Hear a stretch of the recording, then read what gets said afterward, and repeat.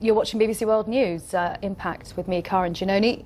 Let's remind you of our stories so far. One of our main stories today, the UN Secretary-General Ban Ki-moon has addressed Parliament in Burma. He is the first foreigner ever to do so. He said Burma had the potential to become a 21st century model for peace, democracy and prosperity. I commend President Thein Sein for his vision, leadership and courage to put Myanmar on the path of change.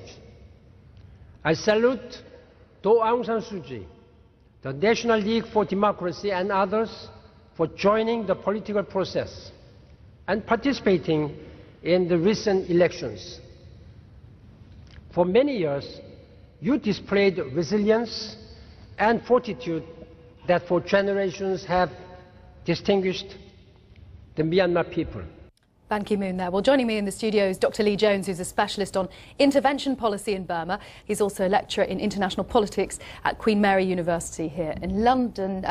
We are looking at Ban Ki-moon's historic visit to Burma. What does it tell us about the situation there and how the rest of the world see it?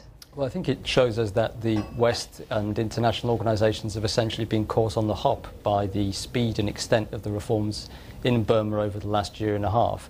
And essentially the policies that we've had for the last 20 years, which is about isolation, punishment, sanctions and so on, they've really been rendered irrelevant by the changes on the ground. So this is about the UN and also the EU and other international actors repositioning themselves to try and get some traction over the reform process and try and steer it in their own interests. Because we're seeing those sanctions starting to fall away, the suspension of sanctions by the EU. What are you suggesting might come next?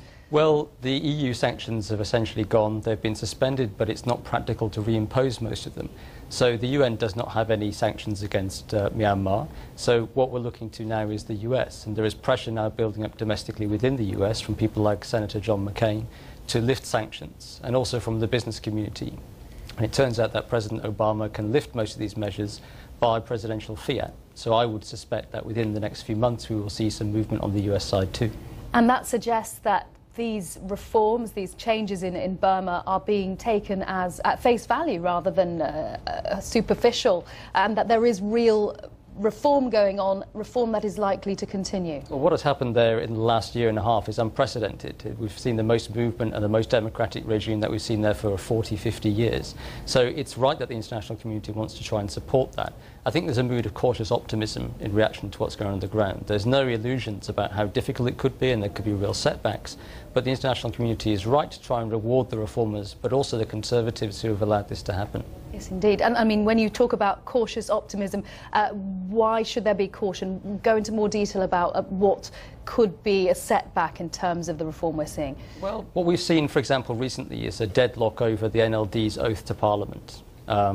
And that shows that there is still the potential for confrontation and for deadlock within the political system. And nobody really knows what to expect next. Nobody knows how well the NLD will function as a normal political party within the political system, rather than as a symbolic opposition party. And also, we don't quite know who the different factions are within government, some hardliners, some reformers. And there are ongoing tensions and a lot of interests that have to be balanced going forwards. And so that's the caution part of the cautious optimism. Right, we'll leave it there. Thank you very much on that cautiously optimistic note. Dr. Lee Jones, thank you.